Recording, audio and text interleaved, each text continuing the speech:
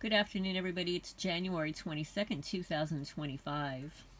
Hope everybody's doing well.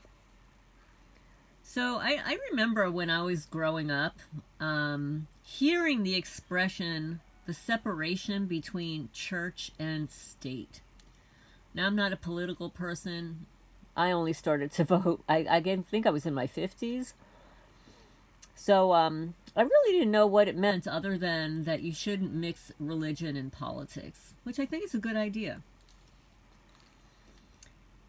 But it wasn't until a member in our community, Freedom Voice Online, posted a video yesterday that I watched that I noticed that Donald Trump, our newly elected president, when he took his oath of office, he swore to defend the Constitution, but he did not have his hand placed on the Bible as he and all of the other former presidents had in the past. I'm wondering if that could be a good thing.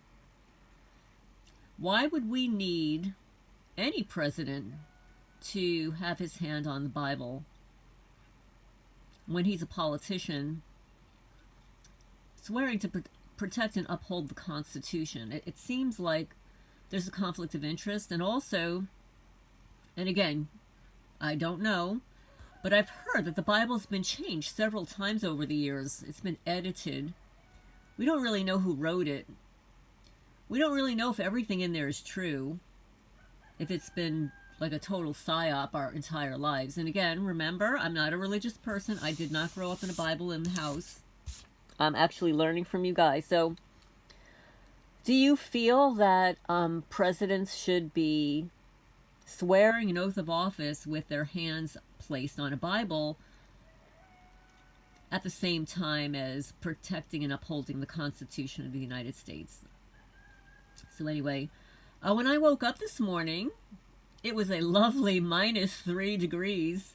It didn't even feel like the heat that had been on all night long had even remotely heated up my house. Because, the criminals have punctured holes in all of the ceiling, the sealers around the windows, and I actually had ice formed on the inside of my windows from all the condensation. Yes.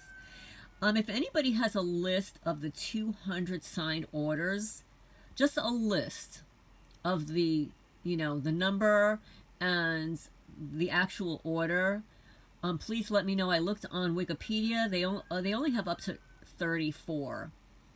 And then when I looked in the news and stuff, they were just talking about a few select orders. I want a list of the 200 orders named. So if anybody has that list, please let me know. We had a little bit of street theater in the driveway today. It's really interesting. Like, I literally live on a very secluded block.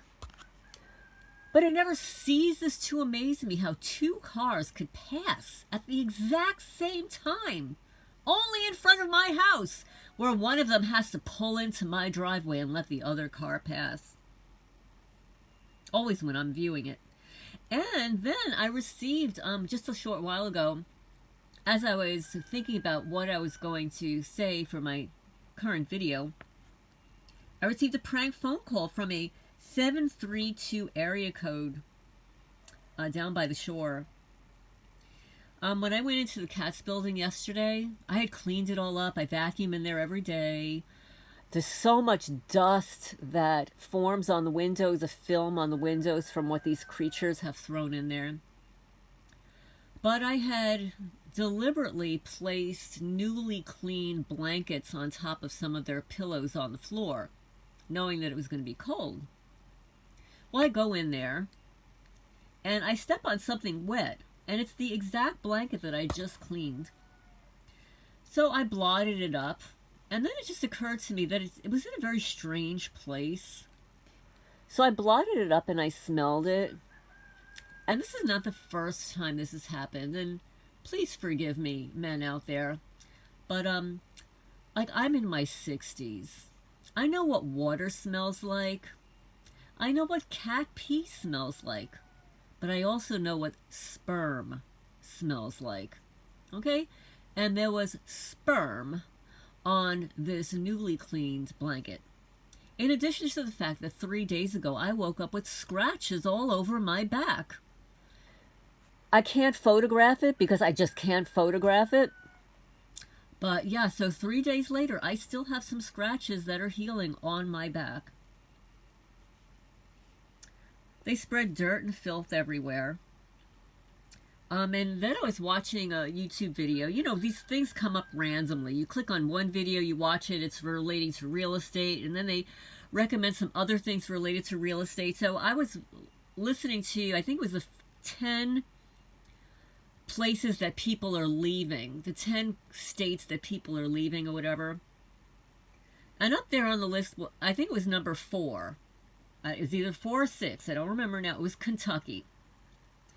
And Kentucky, along with Louisiana and Mississippi, are some of the most impoverished, low-income producing states. And it occurred to me that there's a truck driver on my channel who says that every time he drives through Kentucky, his targeting increases. And I wonder if there's a direct correlation between the gang stalking, the organized harassment, and stuff in more impoverished communities compared to more affluent communities, that people do this for a living, right? They do it for a living. So leave your comments down below. I'd be really curious if you live in Kentucky, Mississippi, Louisiana, where the income level, the average income level is like, let's say, $35,000 or more annually.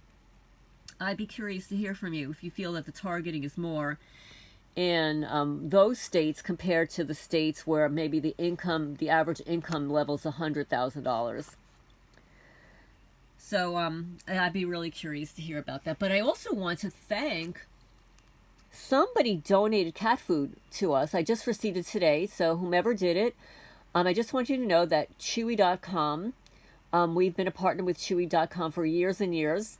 Freya's Cat Rescue is my 501c3 nonprofit cat rescue. All the money that I make on YouTube gets automatically deposited in their checking account to pay for their cat food and litter and chicken food and stuff like that. So I really appreciate the person who donated, and then somebody said that they're going to be donating food, but they haven't done it yet. I'll tell you, if you're going to listen to this, I just received 2 very large cases of wet food. Now what's happening is the weather is so bad here that even when I put wet food out for the cats or even the chickens, it freezes up right away. So I could really use dry cat food more, and I've got a lot on my Chewy wish list. Or you can buy us a gift card. Now what happens when you buy us a gift card, I receive an email with your name, so I know who purchased the gift card, and then it gives me a code that I can apply to future purchases. When you purchase from the Chewy wish list, I get notification that we receive a donation. A donation is on the way, but they don't provide the name of the individual. I don't know why, but I just wanted to give you a heads up on that. So thank you so much for the individual that did donate, and for anybody that wants to donate.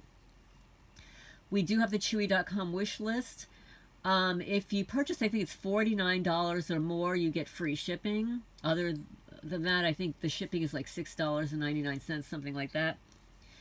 But also, you know, we have a PayPal account, and even if you donate $1 or $1.50 to cover the PayPal fees and stuff, it's very much appreciated.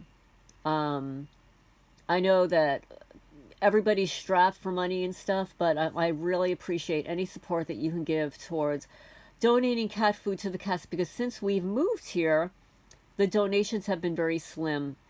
That's the one positive thing about New Jersey. New Jerseyans were very generous with our cat rescue.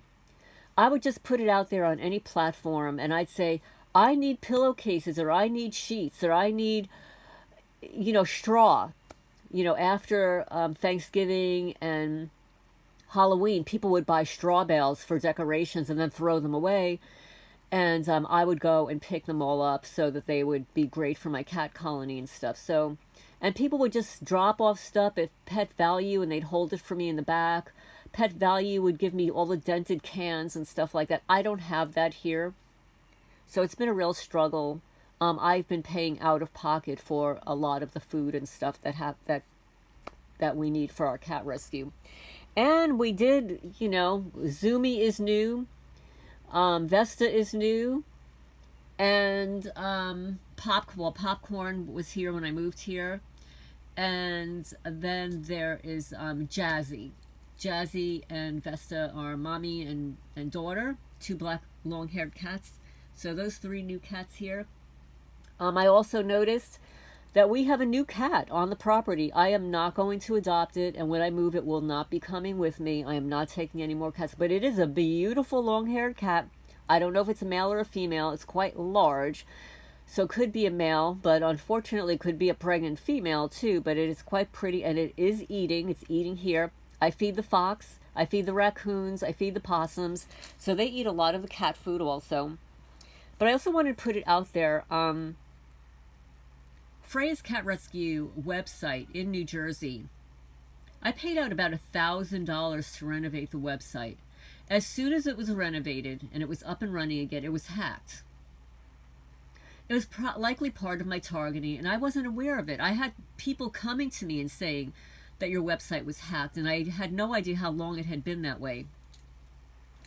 So now my friend at the time who was hosting it tried to get it back together again. And what happened was he ended up paying to have it parked somewhere. I think it was for free. And then what happened was, we tried to get the information back. They were kind of trying to extort like $800 to get the information back. So we never got it back. He didn't pay for it. I didn't pay for it. I didn't have the money for it. So it's been a challenge. So then I hired somebody in the community here. Had it for 9 months, did a really good job on the mock-up pages and stuff. Unfortunately, used a platform that didn't work with transferring over to WordPress. So again, my friend tried to incorporate, said he had to rebuild the whole thing, and it's still not up and running well. It's just still not. So I actually reached out to a web designer because, you know, Kimberly Mosley has a new channel. She's got a website, and I decided to reach out to her people who are really nice. I spoke to them on the phone, sent them information, but it's just really out of my price range. Like, I can't afford $5,200 to rebuild a website.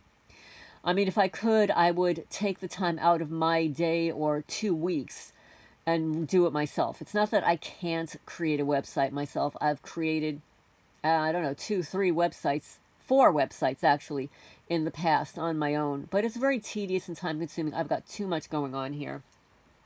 I can't afford that.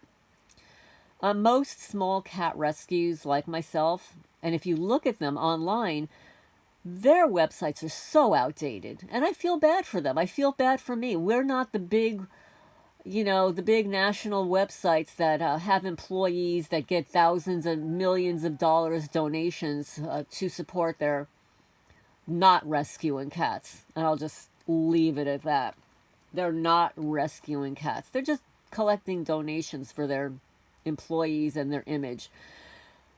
But for the people, the small people that are really rescuing animals, we don't have the money to create these websites. So if you know of anybody who's willing to help out to revamp my website, it's right now, it's on WordPress.